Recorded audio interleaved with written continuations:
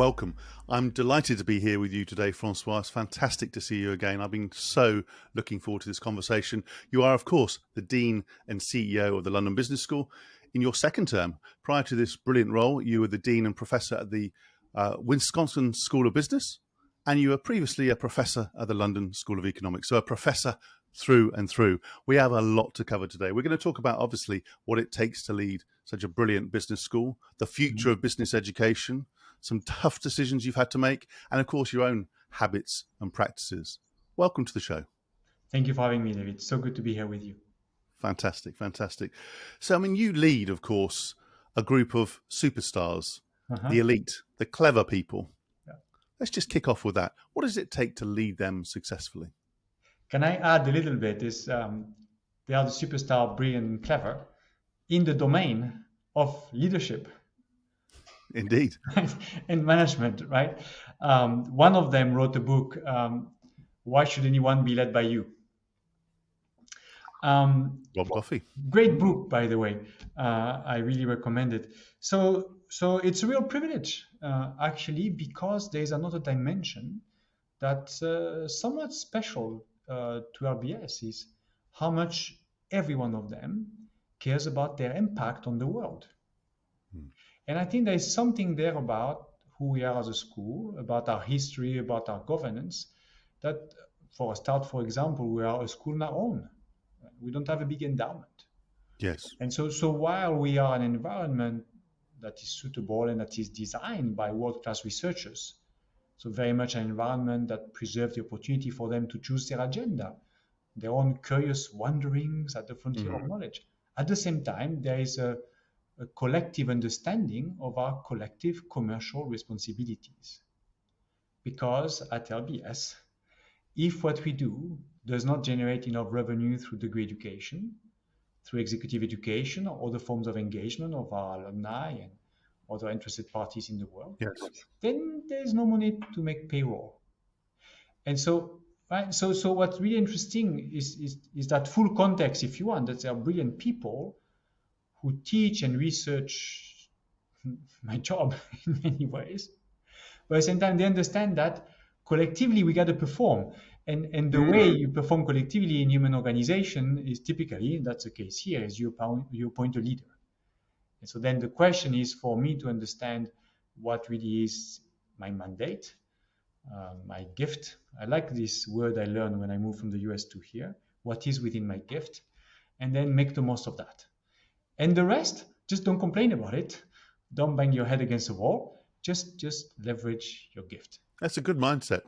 There's a lot there. And obviously we're going to drill down into each of those elements. So how do you take the performance up a level? Because in one way, you're dealing with people who are, they have strong opinions. They're very clever. They're very individualistic by their nature. I mean, they work on their own a lot. Yes, of course, they co-author and co-teach and so on. And there's the tenure model. It's hard to fire them compared to other organizations. So how do you pull different levers to take performance of the school and the faculty and the whole school up a level? So let me start with things that we have done here at LBS. And the first step I did when I joined the school is understand what their research is about. And I actually was systematic about this. I read 1 to 2 papers for every faculty member in the school. Oh, that's great. And already there came out of this reading a simple opportunity, which is help them connect dots among themselves. Right. So concrete example, when I did this reading exercise, I pretty quickly realized that there were a lot of them working on issues related to diversity and inclusion and belonging. So I said, wait a minute, let me just go back to everybody's research and figure out who exactly is working on this. And at the time when I joined in 2017, there were 17, maybe 18 of them who had published a paper on this topic. There were 46 papers published across the school over the previous 5 years, and at least one in every domain. So it's not just like the OB faculty was working on that, but there were such papers in economics, in accounting, finance, in operations, everywhere. So the first thing that one can do is connect the dot and mention to them, do you realize there's that breadth of interest within the school? What was the general reaction to that when you made that observation? I think, well, there was some curious, interested, intrigued surprise. and connections being made. Another thing that we do now, and I love this tradition, is that I do a welcome speech with every new faculty every year when we bring in new faculty. And my challenge, and so far I've delivered, is that my speech tells a story that weaves in the research of every new faculty coming in.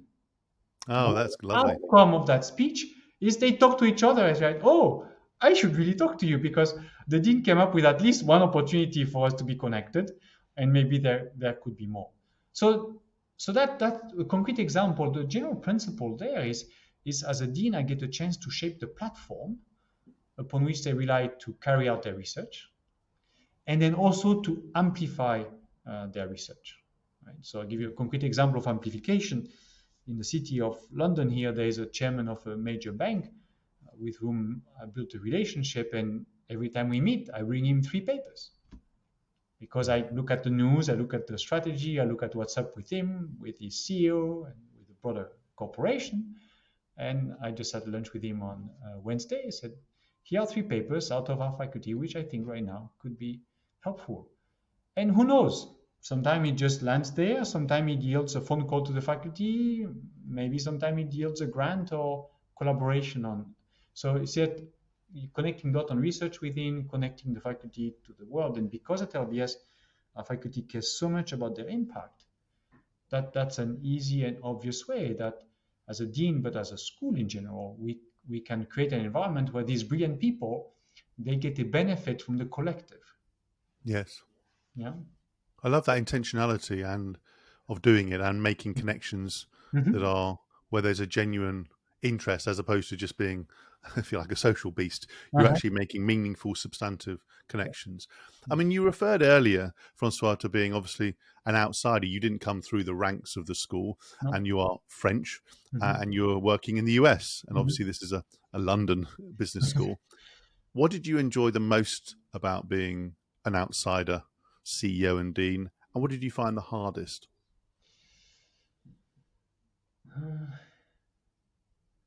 I mean, the way the most is actually the way the appointment was made. I was appointed a year ahead of taking charge, and then even my contract started 1 month before I became dean. So for that month, I called myself dean incognito. So Right. I was in the building, but not in the dean's office, and the previous dean was still deaning. And so really the governors gave me a real chance to take the time to understand the community. And then, of course, even once I started, the advancement team helped me go around the world and meet the alumni community. I got a chance to meet some of the executives of our corporate clients. And so there was something nice that because I was an outsider, everyone got a chance to bring their fresh and updated self to me. You know what? This was an issue I had when I became dean at Wisconsin. I'd been there for many years. And actually, it's an explicit plea I had and a bargain I offered to my colleagues to say, look, at that point when I became dean at Wisconsin, some of my colleagues, my last interaction with them was 5 years before I became dean. So I told everyone, say, look, over the years, we have gotten to know each other, but we are not fresh in understanding who we are. And you are giving me a position that is very different from what I had before. So please, can we give each other, I'm giving to you and you give to me, the chance to redefine one another, right?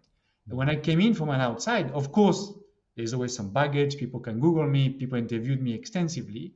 But nevertheless, there is that freshness, that curiosity, that for me, it's forced because I don't know much. But for them, it's like, oh, it's the new guy. Like there was this expression, like the French guy from Wisconsin. It's like, it's kind of interesting. It opens the door. And so that was nice. It opened the door to conversation. Yeah. Me asking big questions and to a bit of youthful, playful naivete. That, for example, in the previous job, I had to try to engineer it and force it. Yes, Here it was natural. It's like, oh, who is this guy? So what about the challenges? What was the hardest part? The hardest part,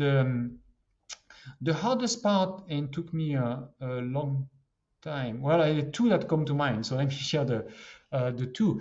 One of them was to understand what was the whole community looking for in their new leader. And that was hard because the governors who do the appointment were very explicit with me as to what they were looking for. I think it took me a little while to realize, wait a minute, they're clear and explicit, but They haven't told the others.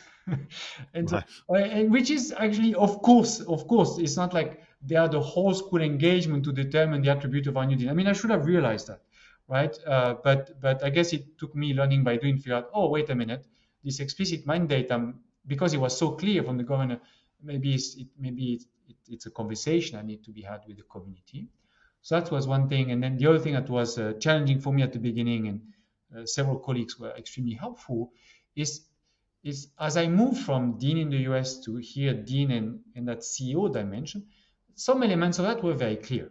Like, of course, now I worry about the estate and campus services. There's a number of elements that in the US someone else took care of for me because I was part of a university, right? Right. So that is obvious. You look at the paper, you see it. But what took me a while to understand is that the audience I communicate with, I engage with internally, is a different audience. If you want the simple way to think about it, simplified, but basically the big idea is when you are dean in the US, the employees you manage is all the academic functions. Right. And when you are the CEO of the overall picture, you oversee the whole function. So I see. Is that why it led you to take, if you like, led you or others to use the title CEO as well as dean? Well, Was that so the reason? what happened is partly because it actually helps me a lot to relate to businesses, and Yes. because it's a real misnomer. Because I mean, you know this because of the people you advise and the people you coach. There's something that's very different when you are the last one standing at the top. It's not Yes. so much that you are the last one at the top. It's more like you're the last one at the bottom, right? 'Cause when you are CEO, you are the residual claimant. When you are a dean in the US, you're not. There's always Mm. someone behind. You can turn and say, this is becoming too difficult. Can you help me? And I think you know this through your coaching practice. That makes a big difference in the nature Yes, it does. of the job. And so that's why having that combination in the world of academia, what I've observed, it creates a question. It's like, oh, what do you mean? And then people understand right away. I say, well, in the language of your university, I'm both the dean and the president. So, okay. So you also oversee the whole administrative dimension, the legal, yeah, I do. And people get it. And I'm with industry. When I meet with CEO, then it's nice because it establishes right away a certain kinship or It relationships. Like, does. It okay, does. I think it's a very smart move. It's a very we smart are move. we are all residual claimant. And I'm not the only one in London who has like a title like that, a bit of a misnomer, and then as NCO. And then you know what it is. It's clear. Yeah. Very good. Very good. You referred earlier, Francois, to the school being a platform. Uh-huh. So I was interested in digging into, if you like, how do you describe the role of the Uh-huh. school? Yes, it's a platform. So what is a platform, Mhm. and what role and, if you like, institutional design Yeah. do you see the school playing? So maybe two quick metaphors to help you understand how is it that I approach it. The first one is a more personal one. Um, I think you and I have discussed this before, but the truth of the matter is, at 6 years old, I decided I was going to be a farmer. But I didn't inherit the farm. He went to my uncle, not my dad. And then I went to Kansas and I found a wife and we're still together, but she was from Colorado. She didn't have a farm. So not inherited and not through marriage, right? So I stayed in education. And at the same time that my uncle said, did you actually mean you want a farm? The deanship opened up at Wisconsin and colleagues saying you should do that. And then there was a big aha moment for me. It's important to understand how I approach this job. It was watching a TED talk by Ken Robinson, where he argues that what's wrong with education is we have taken an industrial approach to the development of human being. Yes. And what education needs is much more organic, like leaders, like much like the farmers, my words now, but the spirit is that we Mm. create an environment for other people to flourish. So I know platform has certain meanings, and our faculty does research on it and teaches on Mm. it. But for me, it starts at that level. It's like, what is our job fundamentally is to create an environment where people flourish. And these people, of course, it's the students, of course, but it's also the faculty. They flourish in pushing knowledge Mm. forward. And what I love is that it's also an offer that's there for the staff. And so if you want, once you take it this way, if you think of it from the perspective of the farmer, then really my job is to create an environment, a community that is a learning community that's walking that learning journey together.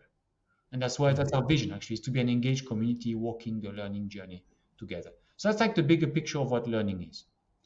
There's something more specific which is relevant to the business of higher education as to how do I think about the platform. So then the metaphor I find useful is, suppose we were a football team. Very simply, fans pay ticket, players get salary, players perform in front of fans in the stadium. My job is with the staff is to create a stadium environment where great fans applaud great players. But when you are in the Premier League, like a world-class leading institution like LBS, the big money is not the ticket receipts. The big money is the media. And so the question is, who is the media in this environment where the staff might create? Who is the media? And well, so what is the media doing? The media is saying there's something really interesting about this interaction between the fans and the players, and we're going to show that to the world. And that's how we're going to monetize this interaction, and then we'll give some money back to the clubs. And so who does that in our business? It's the employers. Right? When an employer comes to LBS, what they are saying is that something special happened between the people they selected to be their fans and the people selected to be their players. Something happened between their students and their faculty, and we want a piece of that, so we're going to monetize that by hiring this person. Now, there's only one little problem, is that Sky Sports, BT Sports, they give the money to the clubs. In my case, it's like I run Arsenal, but Sky Sports pays the fans. Right? Yeah. And that's why we do philanthropy. Because there's no more income tax that subsidizes the making of that interaction. Yeah, we lost that plot a long time ago on political field. And so it's a really interesting platform in the sense that the monetization of the value we create does not take place when you are on the platform, when you are doing the degree. It takes place later. And that's why alumni engagement is so important. That's why continuing to be relevant and propose a proper value exchange to our alumni community is so important, because our students, the business of pay tuition, get degree is so peanuts compared to the business of come along with us and we'll launch you for the success of your whole career. Yes. It's interesting because if you then drill into the overall impact of the school, if you had to take a year or one of your terms and say, we've smashed it out of the park, we've had an amazing term or year, we've been highly successful. Anyway, as you just talked about, it's more complex than perhaps for a company that could say it's shareholder value, although obviously it's more than shareholder value, especially. But in a nutshell, how would you describe success? If you looked back on the last year or the year ahead and you thought, right, this is what success looks like. Not in a whole series of priorities and programs, but sort of in a bite-sized chunk. How would you describe it? Well, so I'll go to something we produced as a community, is that purpose of ours. And that is, it's a long sentence, but it's exactly what we care about. And apparently all of us is we care to have a profound impact on the way the world does business and the way business impacts the world. And success for us is, did we have a profound impact? The problem then, you see it right away, is like, how on earth do you measure profound? How do you know? How do you attribute it to the LBS? So interesting you asked that. As it happens, I haven't found attribution to be so difficult, because one of the ways as a dean I know about this profound impact is because of expressions of gratitude from students, from corporate partners, from alumni, and then it extends from policymakers, from the head of the Bank of England who has appreciated the research of our faculty, or the World Bank, or it's from foundation with a particular interest. So that those expressions of gratitude tell me that there was impact there. Some of this expression of gratitude I see in our students or in our executive participants. Sometimes people who spend even just 1 week with us, they are thanking me with a tear in their eyes. Then I know that's profound. Because we do this at LBS. Like, we give people a different perspective on themselves and the world. So that's a great way to put it. You see what I mean? So in a way, qualitatively, I must admit, when I got the job and I saw profound impact, I thought, doesn't want, I mean, profound. But then I got here and I got a bit of a slap on the face because, yeah, what we do is profound. When someone thanks you for changing their life and they have a tear in their eyes, and like the family or like the kids and the spouse tells you, oh my goodness, what have you done? We're so happy, and he's so happy or she's so happy. They're like, okay, this is profound.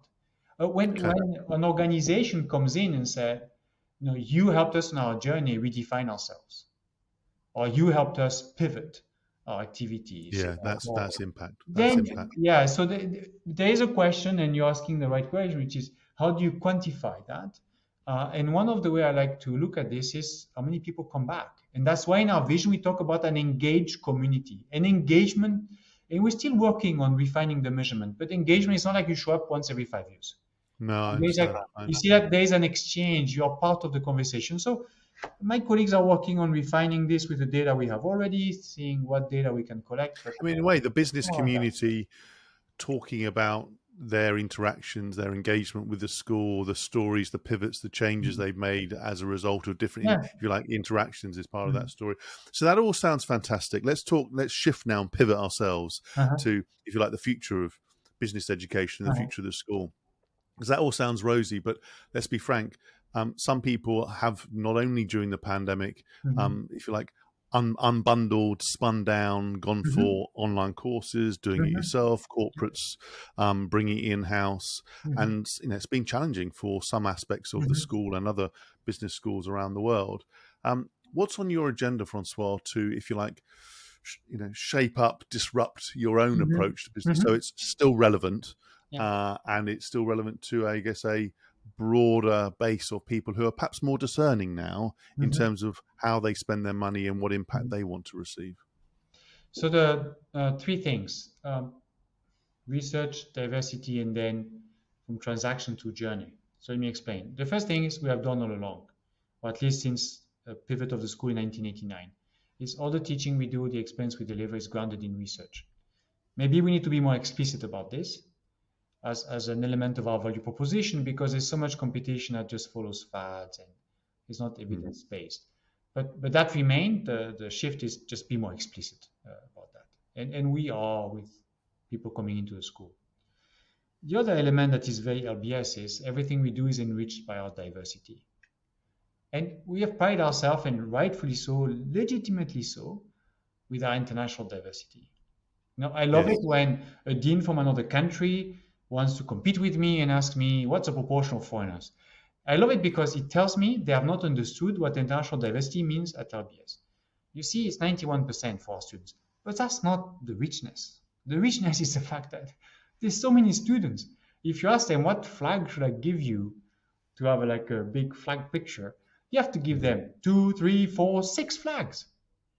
And how do you count the Sri Lankan who lived in Sweden or the Italian who lived in Serbia, but the father was American and the mother was from Yes. Ecuador, Yes. So that's good. The shift there is, and what I mean enriched by the diversity is the way the faculty helps the students, the participants learn from one another. But we need to make more progress, and we are making progress, but maybe we're not fast enough with regard to gender diversity, with regard to ethnic and racial diversity, and also socioeconomic diversity. And that, part of philanthropy, we hope, and is already helping us just break the barriers to entry into RBS and attract a more diverse population. So research and diversity. The third component is one that you're right to say the pandemic has brought shifts. I would argue that the pandemic has simply accelerated a transformation that was there already. Right. Because the underlying factor that we are talking about here is the fact that we now live longer and corporations live shorter. And so Hmm. just the simple math of it means that none of us is going to have a one company career where we Mhm. can count on the employer to develop our potential. So it's no longer true that you're born, you're educated, you work, you die. And so in this context, everyone is looking for ways to de-chunk the education, and in Yeah. particular business education, because business education is a type of domains of expertise that you will need as you grow in an organization. Hmm. And so while I really believe in the full-time degrees that we have, the pre-experience to finish an undergraduate, get ready for the job. The MBA as a moment to open yourself up to different perspectives on yourself and the world. The executive MBA to take a definite step, or the Sloan program take a definite step. And we have degrees in finance as well. I really believe in that, but I also believe that we need to be relevant at other moments in someone's career. Yes. And so we've worked with our alumni, and they've been explicit. So we have a product out there that's a digital product, for example, that is designed to help them at specific career transitions. Like you want to move up, you want to move sideways, you have had a period of redundancy, or it's great because there are big shifts, yeah. Late 40s, 50s, 60s, 70s, whereas candidly, I think many people think business schools, I say it more generally than just LBS, business schools are a young person's game. No. So and because LBS, you see in a way, it's what makes his job so hard, but also most exciting, is we don't have a big undergraduate program, which frankly is a bit cash cow for most schools. And we don't have a big endowment, which is even better than a cow. You don't have to feed it. I mean, it just, right? And so the way we You knew you were going to get your farming analogies in here throughout always, this conversation. but because of that, then we have to be relevant in exec ed and relevant to the world, and that's about training people at different moments in their career. And there is one big advantage we have over every other type of provider is we don't have a shareholder. Like, whom do we serve, right? My phone is full of stuff that is free that tells me it's to serve you, but excuse me, you're monetizing me for your shareholders. Yes. We don't have shareholders. Whom do we serve? We give a lifelong commitment to our alumni, right? They can't leave us. We can't leave them. And I hope there's a credibility that they appreciate. And I'm telling them a little bit more because I'm not sure we have explained that. But structurally, we can be trusted in a way that others are not in a position to do so, because there's a tension between monetizing my relationship with you for my shareholders versus, in my case, I'm monetizing the relationship with alumni for the alumni. Yes. Very different. I can tell how much this means to you. This is very sincere and very passionate in a very substantive way.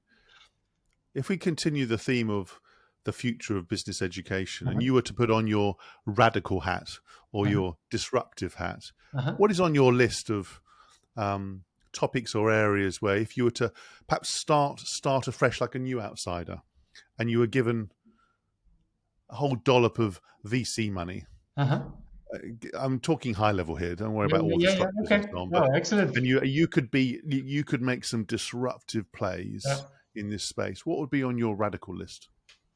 Okay, so the first thing is like the cornerstone of what I would build, and I would keep academic researchers with not picking their agenda and giving them the space for curious wondering. So I would put that down as literally as that cornerstone. Then from there, my challenge already is hard, because I got to generate enough premium in the quality of the services to pay them, because the world is full of people trying to eat that lunch without the researchers. So then where does this premium come from? And I believe, like everyone else, it comes from acknowledging the evolution of the world and the relevance of business type scholarship to the growth of individuals and the growth of institutions. So the question would be, how do we, because we would be new, we would have no legacy of old databases with a big S at the end, databases, right? And unbridged, unintegrated data, we would have no legacy of all the new interfaces. The question is, how do we create a integrated data platform that can deliver personalized content, not just in time, but just ahead, right? Amazon tells you, you read this book, you should enjoy this one. Yes. What I wish Amazon would tell me is like, well, given the kind of reading that you do, we think you enjoy reading David Lodge because he writes about academia, but to fully appreciate David Lodge, you should know about Greek mythology. A real curation so why don't role. you read that first? Exactly, that curation. So thank you, that's the word. I would create that personalized curation. On top of that, I would add the ability to connect people to one another, the friends you need for tomorrow. A little twist and bonus is help you unload the friends you don't need anymore. Yes. Very concrete. You have a startup, you're growing, You need an Yes. interim CFO. At some point, you need the interim CFO to gracefully exit because you need a permanent one. No, you're absolutely That's right. just a People don't little like bonus. talking about it, but it's absolutely critical. Yeah. Yeah, that's a little bonus. And then, because I like you challenged me to be really bold, that platform that we set up, other universities could buy it as a software as a service, like a university in a box. Nice. Nice. And it will make so many other deans, CEOs, presidents, vice chancellors so happy. Just enough with our legacy It's a bit system. like, I'm trying to play on your farming theme. I guess the retail end of that would be like an Ocado who's built obviously its robotic solutions for its warehouses, who Yeah, now then effectively sell that technology to other retailers on yeah, a yeah. white label basis. Yeah, Because that's in the smart. end, what you want to do, you want to facilitate unleashing the potential of every human being, right? And one of the way to do that is to help so many universities around the world that are struggling with legacy systems that don't allow them to easily shift to that personalized. I mean, every one of us needs to know we need to move Yeah, toward personalized curation. But our legacy systems were not at all designed I for love that that. type of follow-up. I'll be curious to see how you play in those radical ideas over the coming months and years. I mean, looking back, just pick one decision that you that was the hardest. And I'm sensitive to confidentiality, but I'm interested in the, if you like, the situation and some of the issues and your mindset in it more than the specifics. What was the toughest decision you've had to make? Hmm.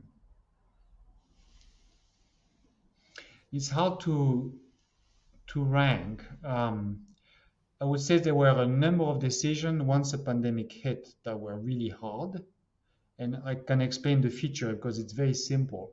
What happened there, when Heathrow shut down, we lost a third of our revenues, right? And so then, and I remember a confrontation. It was a confrontation with students who were beating me up because like they were losing. And one of them said, "But isn't your job to find the win-win?" And my answer was, actually, right now, my job is to allocate losses. There's not even Right. win-loss available. Right now, it's all lose-lose. And Yeah. that is difficult because, why is it we tell leaders, find the win-win? Is because if you want to bend the trajectory of an organization, as long as there's a bit of a win for, and as long as no one is worse off, you can use a Pareto principle, right? Everything is a Pareto improvement. So you can make always everyone better off. It's just you pick who is more better off than others. But during the pandemic, my job was really allocating losses. So that was a completely different assignment. Right? There was no room there for creativity in being the smart guy who connects the unexpected dots. Yes. No, it's Yes. like and you had to allocate those losses fast. There was just no. So in a way, that became so hard that it became easy because we were clear as to whom do we serve and who we are. But at that point, you are on the fire hose. Say, okay, I'm just going to have to be principled, Yes. and that's what I'm going to do because then if you shoot me down, at least you're shooting me down for trying to preserve the identity of the school. Yes. Yes. You see what I mean? I So do. so Mm. that there was another decision. If you take the single-handed one, that was very difficult. Is when Black Lives Matter exploded. Do I say something? Does the school say something or not? And that was difficult because prior to that moment, the school had never taken a stance on any Yes. political issue, never in its whole history. And so at that moment, you have people in the community are saying, Francois, you got to say something. And there's a whole bunch of other people who are saying, with just as strong as arguments, saying, don't you dare say anything. We've never said anything before. Right. Do you Right. realize what you're doing? Right? And and everyone really helping me cooperatively saying, and if you say something, then consider that. And if you don't say something, consider this. And so this is the one decision I have to say since I've become dean here where, I mean, my colleagues were, like I say, very supportive. I gathered people in my office, said, give me your best argument for each things. And then you all go away and I'll sleep on it. And then what I decided in the end, I'm going to write something with my name, not the school. So I at least remember. Yeah. if I blow it up, it's me. Then I can Yeah. be It's very the personal. I Very can be the personal. fuse. And the other thing I thought is, and I worked hard on this text because I thought, look, if I explode, at least I want to explode for something that's dear to me, right? So Good. so that in a way you asked me hard. I'm going to tell you the same thing again. That was hard, but this is how I made it easy, not easy, but how I made it possible to know that I de-risked it in a way. Say, That's proper courage there. It's proper courage, especially to take a personal stand, and the process of asking people to make their best case, and then frankly you have to make the call. You're the CEO. You have to make the call. So let's just dig in as we bring this to a close. Although I'd love to speak for hours and days. I think you're a brilliant person. You talked about impact of the school throughout this conversation. What about you? I always ask guests, what impact do you want to have on the world around you, and how do you want to be remembered? In the one-on-one interactions of every day, is someone who unleashed the full potential of people. And I love it when it's potential they didn't even realize they had. But in the bigger picture, why I love this job and why did I switch from being myself a researcher to being an administrator of a research organization is because I really believe there's something important about us human beings creating an environment where some of us are allowed to curiously wander at the frontier of science. If I look at the faculty that's most relevant today to the ESG debate, they didn't wake up to those issues yesterday. Sometimes it's because 15 years ago, they were stuck in a hotel with a notepad and working on the mathematics of representing the trade-off between short-term decision and long-term decisions. Yes. They had no idea then what it was going to be. It's very easy to forget that, isn't it? It's very easy to forget that journey and that commitment and that space to wander. Exactly. And so having experienced the benefit of having that space myself at the London School of Economics and at Wisconsin, maybe I'm the kind of guy who can help preserve that space. And so whenever I get great research happening and I get given the privilege of promoting the research and amplifying the impact of the faculty we have here, directly by talking to the world about their research or through our students, through our executive education participants, through our alumni, I'm not just doing my job. I'm like multiplying my job because now I don't have to rely just my own research, but I can build on the research of all these people around me. I think that's great. I think that's refreshing and great. And when Francois is having his best day, his best possible day, what practices and habits do you rely on to do your best work and to be your best person? I am super disciplined in the deployment of my time. So I do have a whole morning routine and then a lunch break with a little nap and an evening routine and a wife as a real partner into that discipline. And the practices that work so well for me is, and I love to watch the science catching up, is there's a number of practices where the science, the research of my colleagues here is telling you that actually stuff that religions came up with over hundreds of years is actually not so bad. It's actually pretty essential. So to give you an example of such a practice is, I have colleagues who argue that gratitude is really good, and even just keeping a gratitude journal is very good. There are religious practices that invite you to express your gratitude before every meal, and then at night before you go to bed. And so I do that. So actually, Great. 4 times a day, my wife and I, we share with one another specific elements of gratitude. Now, I got to here because of my religious upbringing and something that was very dear to my mom of inculcating that practice in all of us. And it's nice to see the science is saying that that's a good one. Very good. And there's quite a few bits of our lives nowadays where this is happening, actually. And it's beautiful to watch that the selection process, the Darwinian process of selections of religions, is actually leading to practices that science saying, it's good for you. So that's one is, 3 times a day before my meals and before I go to bed, my wife and I, we share with one another elements of gratitude for the day. Yeah. Very good. Francois, I've loved this conversation. You and I have known each other for a number of years. We work together, and it's wonderful to hear your fresh articulation of the purpose of the school, the platform you're looking to create, your own leadership style, and indeed how it's evolved, how you've harnessed being an outsider again in this organization, and what matters to you as an individual. So I'm hugely grateful for your time. Thank you ever so much. Thank you. That was another edition of Lancefield on the Line. I do hope you enjoyed this episode as much as I did. Please do check out the other episodes in the series. Sign up to the YouTube channel, to the podcast, give us a wonderful rating. And Francois, thank you ever so much again. Thanks again.